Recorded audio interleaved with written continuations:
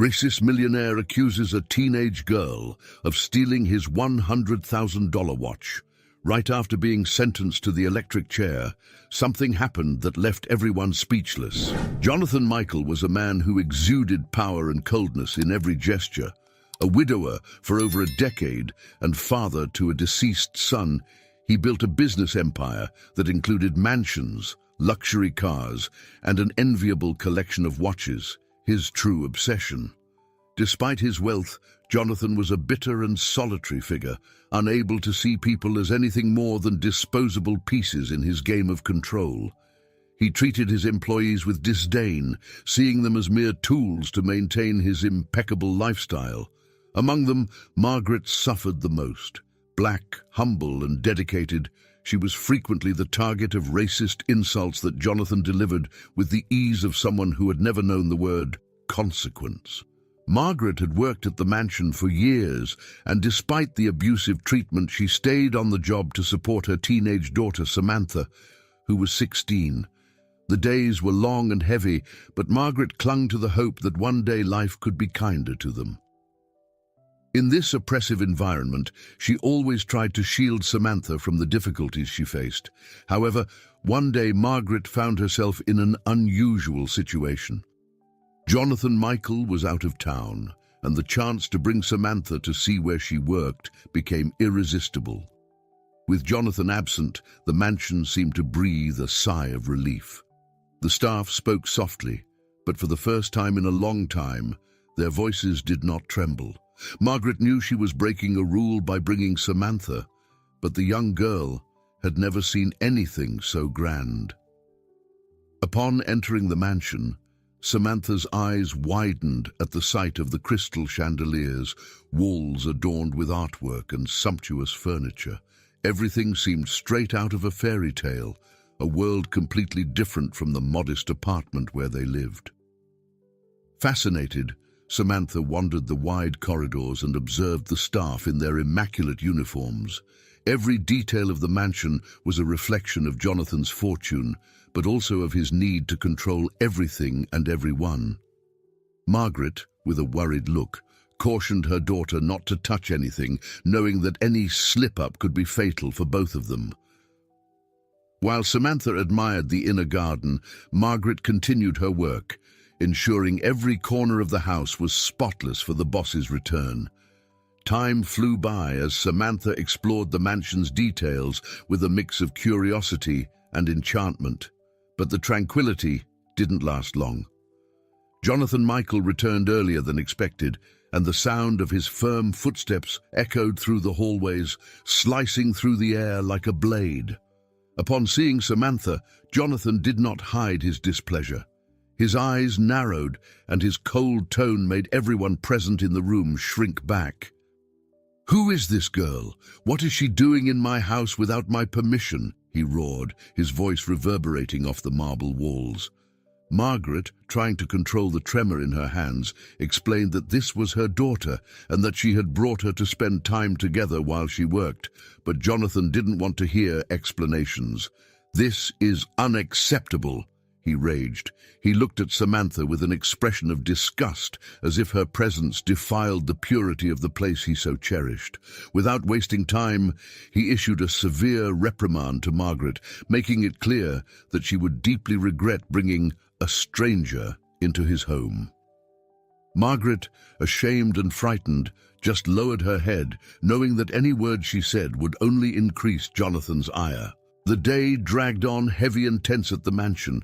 Jonathan continued to roam the house, scrutinizing the employees with a suspicious look, as if searching for something out of place. The sun was setting when Jonathan finally retreated to his office, seeking refuge in his watch collection. He sat at the desk and instinctively reached for one of his most expensive watches, a diamond-encrusted model valued at $100,000 that he always kept there. But it wasn't there. The empty spot on the shelf where the watch should have been was a direct insult to his sense of absolute control. Frustration quickly turned to suspicion. With clenched teeth and a steely gaze, he left the office and called for Margaret. "Where's my watch?" he demanded, his voice low and threatening. Margaret, confused, stammered that she didn't know what he was talking about. Jonathan's face darkened. "Someone here stole my watch, and I will find out who it was," he said, his words cutting through the air like a sinister promise. Margaret's heart raced. She felt that something terrible was about to happen.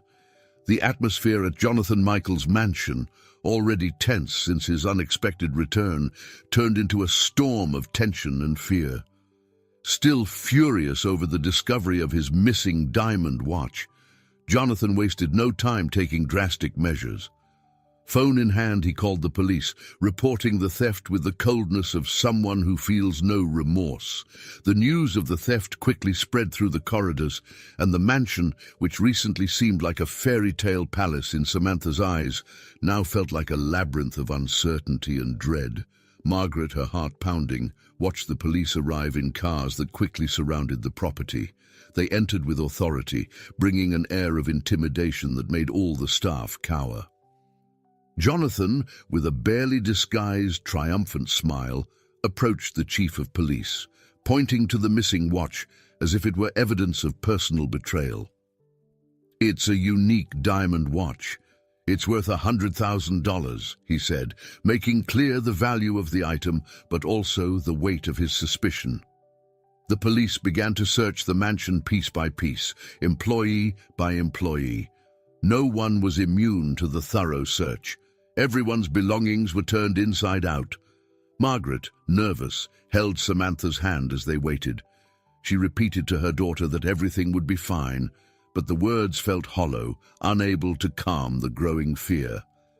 Then it was Samantha's turn. The police, following protocol, asked to inspect the young girl's backpack. Still trying to grasp the gravity of the situation, Samantha handed over her backpack with a calm look, knowing it only contained her school materials. The police opened the main compartment, and as expected, they found notebooks, books, and some pens. But when they opened a side compartment, their expressions changed. Jonathan's watch was there, gleaming intensely under the light like a trophy of a bitter victory. Samantha recoiled in shock, stammering that she didn't know how the watch ended up there. Tears began to roll down her face as she tried in vain to convince the police of her innocence. "I didn't steal it, I swear! I didn't know it was there!" Samantha's voice was a mix of desperation and disbelief, but no one seemed willing to listen. To them, the evidence was clear. Margaret, seeing the watch in her daughter's backpack, was paralyzed. The ground seemed to open beneath her feet. "Samantha, no." "This can't be true," she murmured, but her words faded into the air. The sight of her daughter being handcuffed broke something inside her, a pain so deep that even the scream that escaped her lips could not express it. Jonathan, watching the scene, crossed his arms, satisfied. For him, it was all too convenient. More than recovering his watch, he now had the perfect opportunity to get rid of Margaret, the maid he so despised.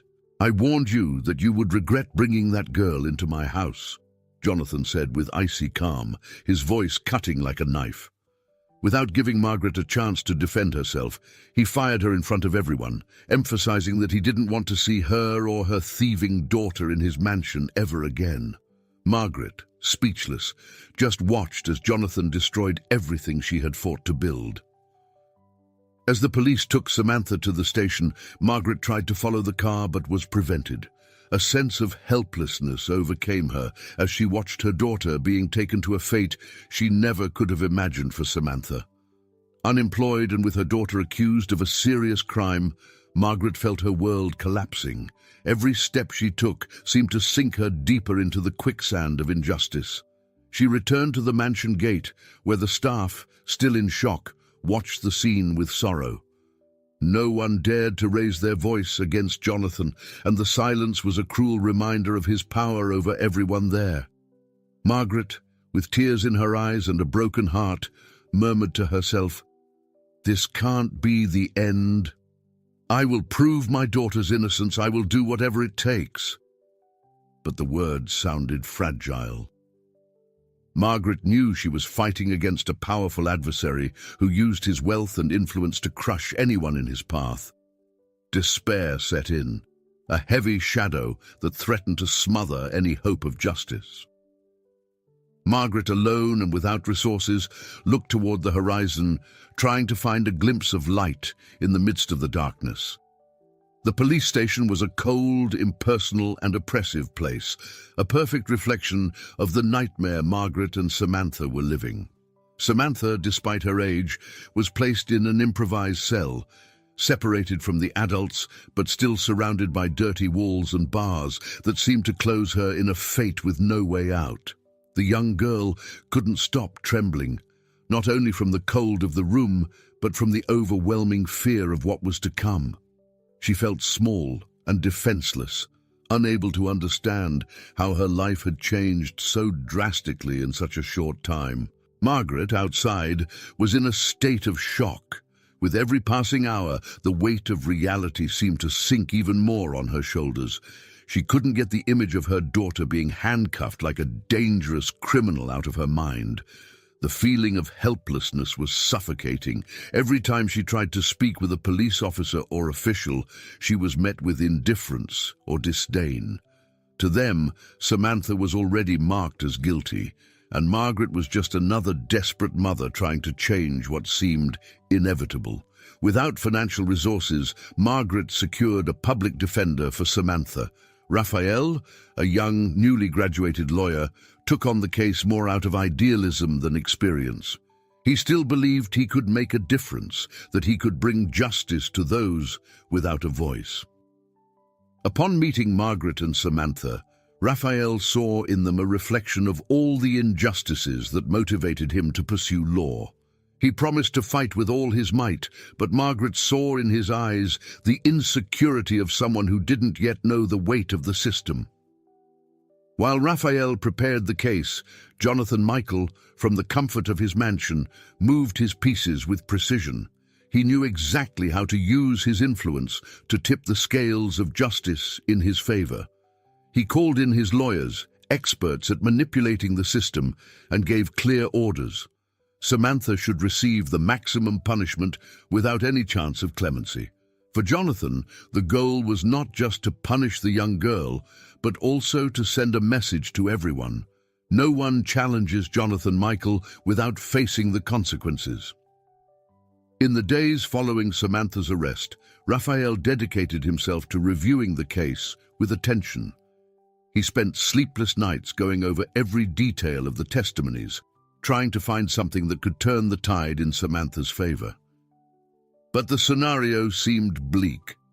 The mansion staff's statements were vague, and the presence of the watch in Samantha's backpack seemed irrefutable proof. Jonathan had been meticulous in his steps, and the narrative was clearly shaped to incriminate the young girl.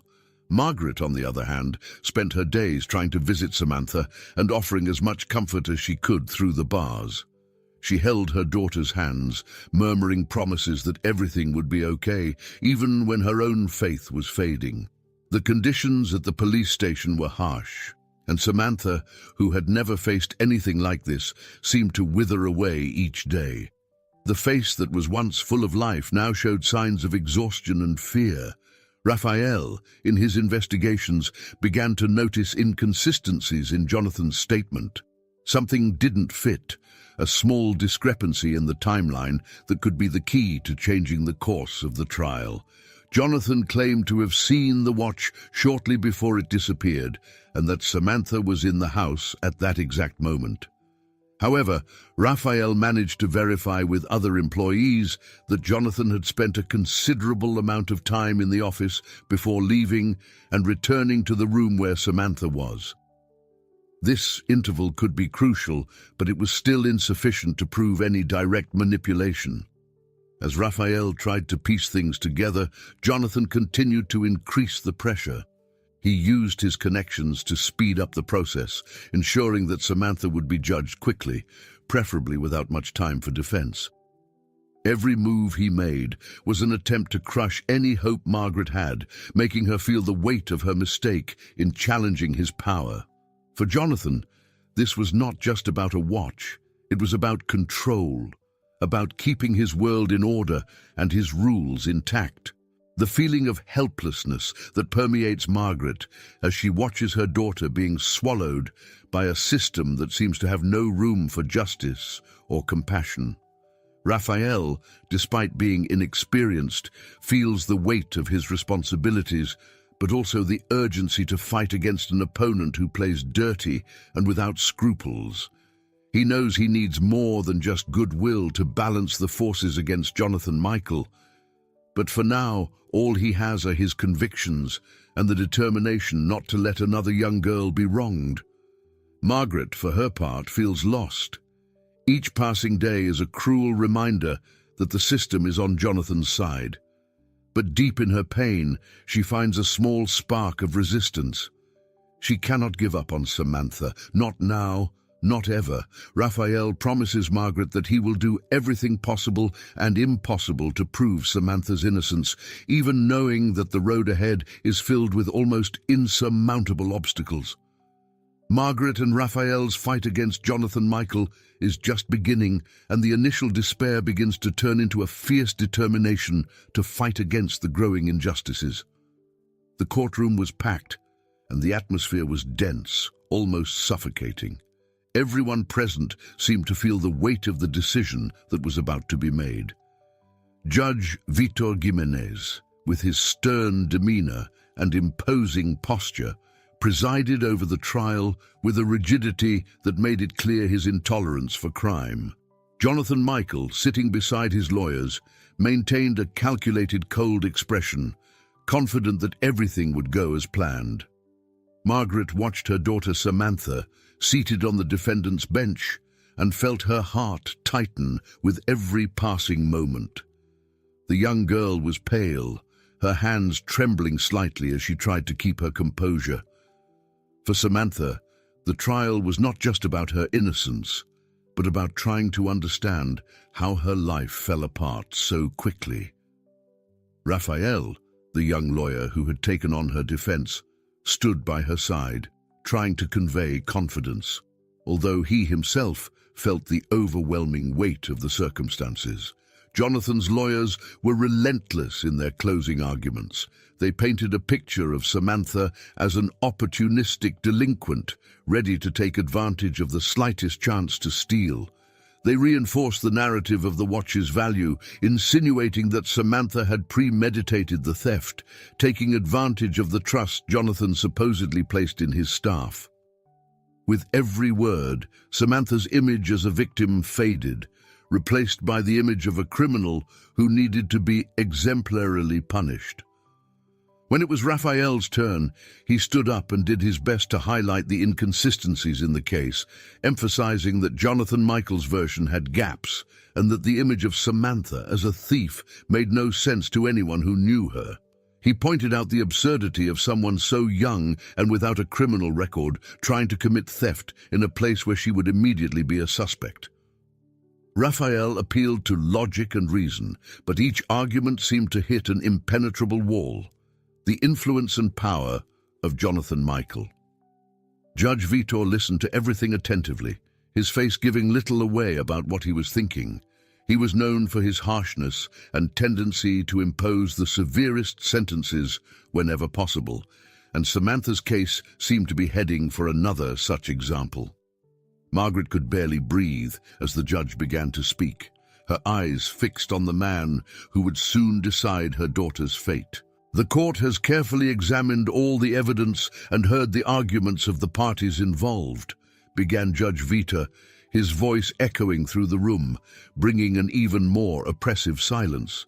"Given the evidence presented and considering the seriousness of the crime committed, this court cannot ignore the impact of this act on the order and safety of society." Margaret clenched her hands until her knuckles turned white, trying to hold back the tears that threatened to fall. Raphael looked at Samantha, trying to convey some message of hope, but he knew his words and efforts were slipping away. Jonathan Michael, on the other hand, was in a state of near-contained euphoria. He had been waiting for this moment, and Samantha's fate seemed sealed. Judge Viter adjusted his glasses, looking directly at Samantha as he delivered the sentence no one wanted to hear. The defendant, Samantha, is sentenced to death by execution in the electric chair. The words were cold, cutting like a blade, and fell on Margaret like a mortal blow. She screamed, a sound of pure pain that echoed through the courtroom, while Raphael closed his eyes for a moment, feeling the crushing weight of the injustice. Shock spread through the room. Court officials looked at each other, some visibly uncomfortable with the severity of the sentence. Margaret's sobs mingled with the growing murmur of the audience. Jonathan Michael sat back, took a deep breath, and gave a slight smile of satisfaction. For him, this was a complete victory, a revenge that materialized before his eyes. However, before the judge could finalize the sentence, the courtroom doors burst open with force.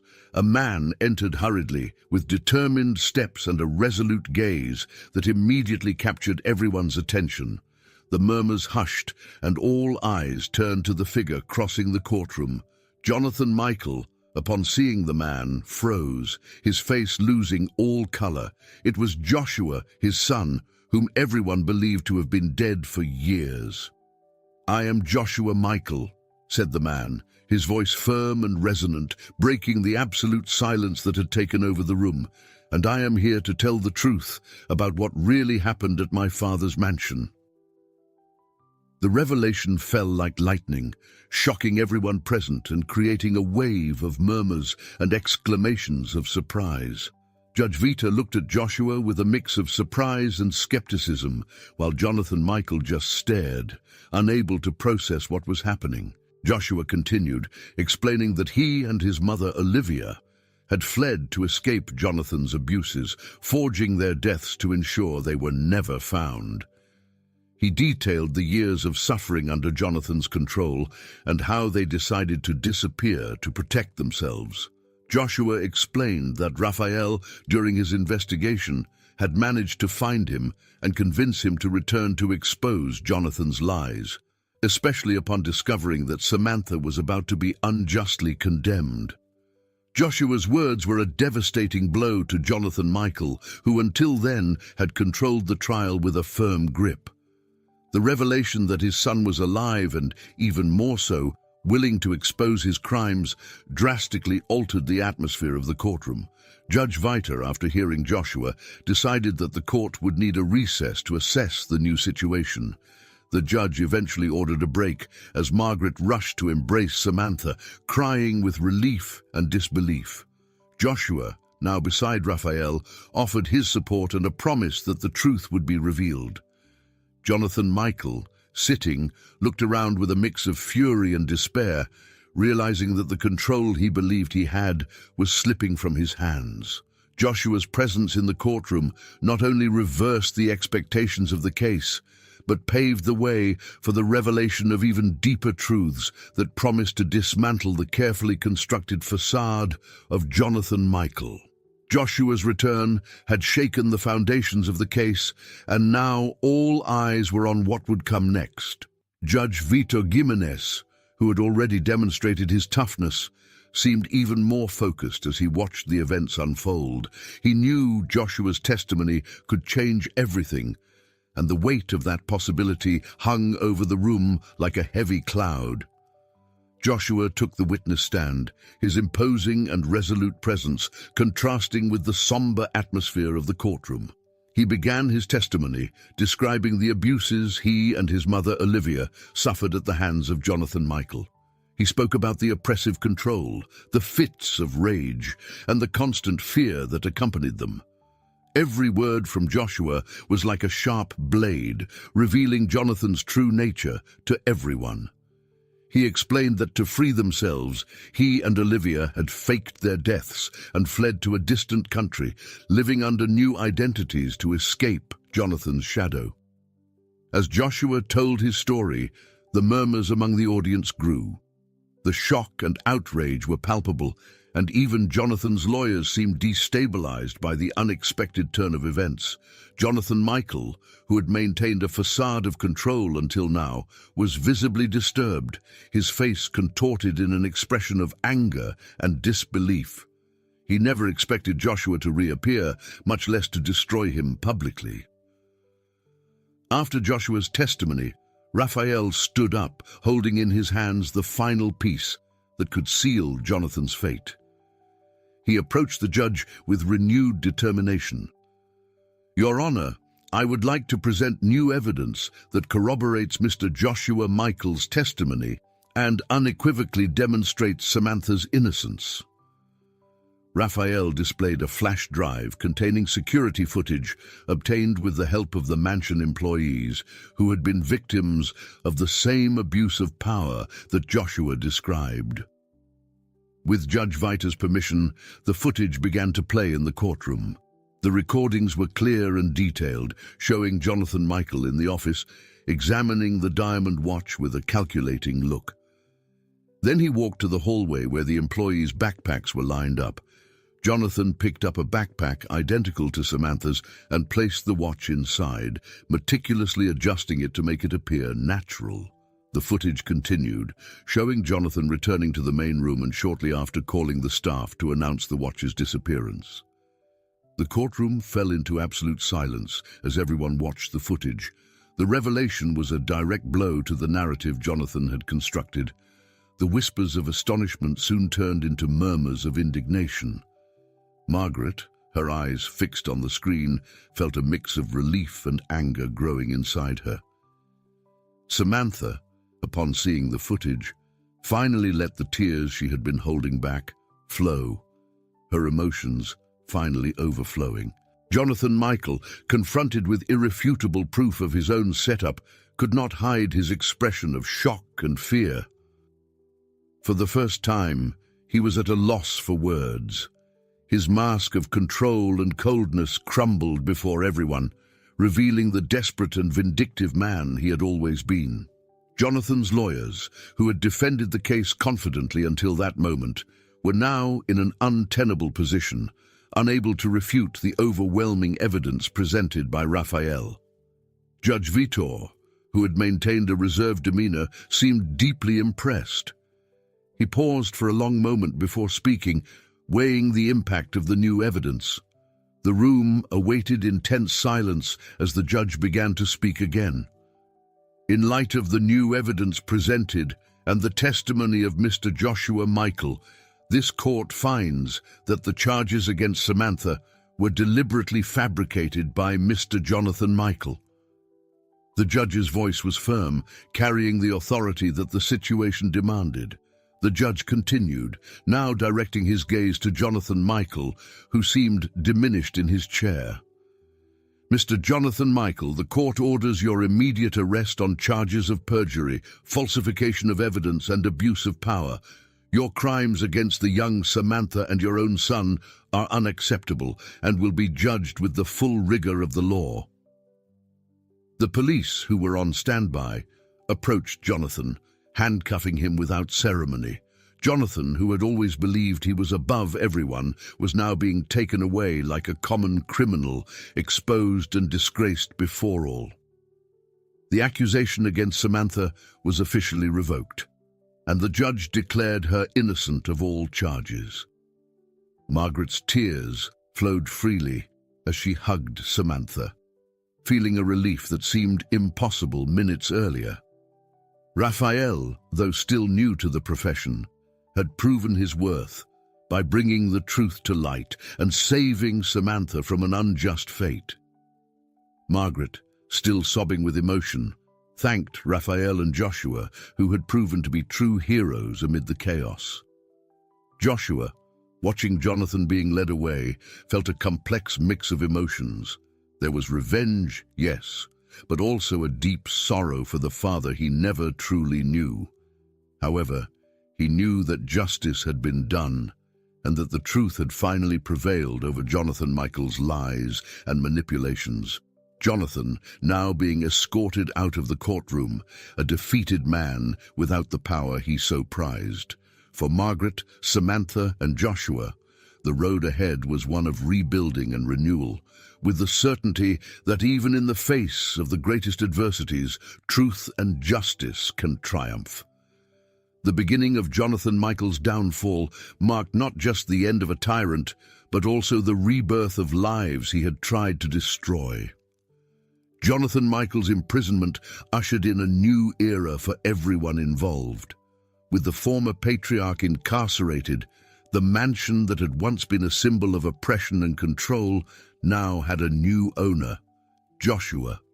Upon inheriting the property, Joshua felt the burden of transforming that dark place into a home that reflected values of welcome, respect, and renewal. He knew this change was not just for him, but for everyone who had been affected by his father's actions. One of Joshua's first actions was to invite Margaret to return to the mansion, this time not as a mere housekeeper, but as the manager of the house, someone he fully trusted to help transform the environment. He knew that Margaret possessed a quiet strength and wisdom that would make the mansion a truly welcoming place. When he made the offer, Margaret, still emotional from recent events, hesitated for a moment, but the sincere look in Joshua's eyes and the promise of a new beginning led her to accept. Margaret, always resilient, saw Joshua's offer as an opportunity to rebuild her life. She remembered how the mansion had been a place of pain and humiliation, but now, under Joshua's new leadership, she saw the chance to rewrite those memories. Upon returning, she found a transformed environment. Joshua had removed all the symbols that recalled Jonathan Michael's era, replacing them with items that reflected an atmosphere of peace and hope. The walls, once laden with cold, impersonal artwork, now displayed photographs of landscapes and works by local artists that radiated warmth and life. Olivia, Joshua's mother, also returned, now free from Jonathan's ghost. She and Joshua worked side by side to turn the mansion into a home that celebrated life and overcoming adversity. For Olivia, it was a return full of meaning. She had fled that place to save herself and her son, but now, back, she felt she could finally close the circle and build something positive from the ruins of the past. Olivia brought with her a sense of lightness and wisdom, supporting Joshua every step of the way on this new journey. With Margaret at the helm of the house's management, the changes continued. She organized the staff, giving voice and autonomy to everyone, something unthinkable in Jonathan Michael's time. The environment, once a reflection of Jonathan's tyranny, transformed into a place where employees were respected and their opinions valued. Margaret made it a point to remind everyone that they were now a family, a group united by resilience and the will to move forward. Samantha, inspired by the entire experience she had lived through, made an important decision for her future. During the darkest days of her life, she saw how devastating it could be to be at the mercy of a system that seemed to see people as mere appearances and circumstances. Raphael, her lawyer, had been a beacon of hope, and his impact on her life made her realize the importance of fighting for justice.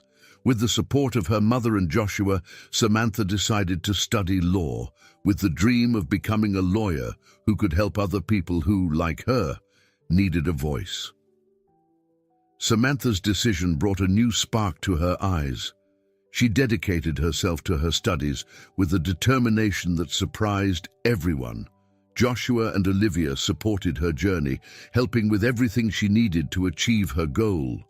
Margaret, proud, followed every one of her daughter's achievements, feeling that despite everything, life had given them a second chance. The mansion that had once been a symbol of authoritarianism was now becoming a hub of community and support. Joshua began organizing charitable events and opened the doors of the house to local projects, turning it into a meeting point for initiatives that promoted social justice and collective well-being. He also established a foundation in his mother Olivia's name, aimed at supporting women and children fleeing situations of violence and abuse, offering resources and support to help them rebuild their lives. Olivia, with her experience and empathy, became directly involved in the Foundation's projects, offering mentoring and emotional support to those in need. Her presence in the mansion symbolized the triumph of courage over fear, and her daily work alongside Joshua and Margaret made the mansion a place of healing and hope. As time passed, Jonathan Michael's mansion became the opposite of everything he had represented. The place that had once been a monument to control and fear was now blossoming as a symbol of resilience and renewal. The once silent corridors now echoed with laughter, conversations, and the sound of new opportunities being created every day. The mansion became a refuge, a place where new stories could be written and where the past was not forgotten but rather overcome. For Margaret, Samantha, Joshua, and Olivia, the mansion was more than a house. It was a testament to the fact that, with courage and determination, even the deepest wounds could be healed. Every corner of the mansion now reflected not just Joshua's taste, but the collective spirit of all those who helped transform that space. Samantha, now beginning her journey in law school, determined to make a difference, while Margaret watched with pride and gratitude at the place that had become a true home for all. Joshua, alongside Olivia, looked at the mansion and felt that they had finally managed to transform the past into a solid foundation for a bright and promising future.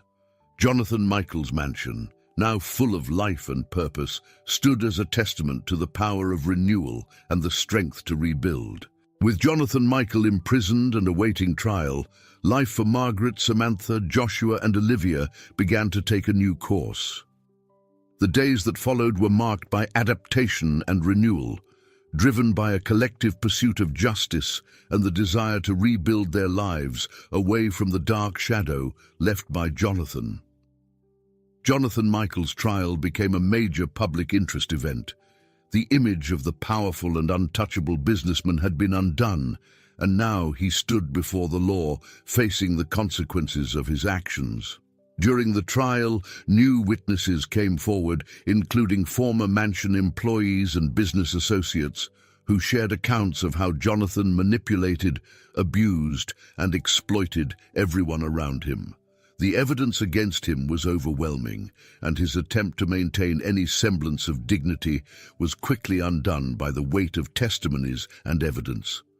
The judge, recognizing the severity of the crimes, did not hesitate to sentence Jonathan Michael to life imprisonment. Jonathan received the sentence with a mix of fury and despair, his pride shattered before the public. He had lost everything: his freedom, his empire, and most painfully, the respect and love of his own son. As he was taken away to serve his sentence, Jonathan became an example that the abuse of power and lack of humanity carried a high price. While Jonathan faced his new reality, Margaret and Samantha moved forward, rebuilding their lives with the help of Joshua and Olivia. Margaret, now the mansion's manager, thrived in her new role. She not only organized the house, but also got involved in the community projects Joshua had initiated. The mansion had become a support hub for many in the community, offering educational programs, cultural events, and initiatives to support women and children in vulnerable situations. Samantha, inspired by her own experience and Raphael's determination, threw herself into her law studies. The young woman stood out at university from day one, motivated by her passion to make a difference and help those without a voice. She got involved in human rights and social advocacy projects, using her own story as a beacon of hope for other students and peers. Throughout her years at university, Samantha also remained close to Raphael, who became a mentor and friend. He closely followed Samantha's progress, offering advice and encouragement whenever she faced challenges. Raphael's impact on her life was profound, and Samantha knew that without him, her path could have been completely different. They maintained a strong bond, a friendship that transcended the role of lawyer and client, evolving into a partnership based on respect and a shared goal of seeking justice. The relationship between Joshua and Margaret also evolved over time. Mutual respect and gratitude blossomed into a sincere friendship. They shared the responsibility of transforming the mansion, and this partnership led to deep reflections on the past, healing, and new possibilities. Margaret and Joshua often discussed the challenges they had faced and how they could use their experiences to continue helping others. As the years passed, Margaret and Joshua developed a special connection. Their mutual support and shared battles against Jonathan Michael's legacy strengthened their bonds. Joshua, who had been deprived of a true family for so long, found in Margaret and Samantha a sense of belonging that he thought he had lost forever. While the relationship between Joshua and Margaret remained in a realm of deep friendship and respect, there was a tacit understanding that this special connection transcended the events that brought them together. As Samantha continued her academic journey, Margaret found new ways to contribute to the community. She started a mentoring program for young women, especially those who, like her, faced social and financial challenges. Her inspiring talks on resilience and overcoming adversity attracted many people, and Margaret began to be seen as a figure of strength and hope in the community. On the day of her graduation, Samantha walked up to the stage to receive her diploma, applauded by everyone who had supported her along the way. Margaret, sitting in the front row, couldn't hold back the tears of pride. Samantha was not just her daughter, but a living example of courage and determination. Joshua and Olivia, beside Margaret, applauded enthusiastically, aware that this moment represented more than just an academic achievement. It was the triumph of justice and truth over adversity. After graduation, Samantha began working for a non-governmental organization dedicated to human rights and the defense of wronged individuals. Her work focused especially on cases of abuse of power and social injustices, using what she had learned both in theory and from her personal experience to fight for real change. Samantha didn't see her career just as a profession, but as a calling, a life mission to ensure that others never went through what she and her mother endured. Jonathan Michael's mansion, now transformed into a symbol of resilience and renewal, continued to serve as a beacon for the community. With Joshua, Margaret, and Olivia at the helm, the place became a sanctuary of hope and an active center of social change. They made room for new projects, including educational programs and psychological support for those who, like them, needed a second chance. Joshua, reflecting on everything they had achieved, felt a deep gratitude for finding a new family in Margaret and Samantha. He knew that together they had managed to transform not just a physical space, but also their lives and those of many others. Their journey had been marked by challenges and losses, but also by victories and the rebirth of something beautiful and meaningful. Looking to the future, Joshua, Margaret, Samantha, and Olivia knew there was still much to be done. But unlike the past, they now faced each day with hope and determination. The mansion that once stood as a symbol of tyranny now rose as a living testament to the power of truth, justice, and the human ability to rebuild even in the face of the greatest adversities. I hope you enjoyed today's story. If you did, subscribe to the channel so you don't miss more stories like this. Leave a like and comment below what you thought about the story. See you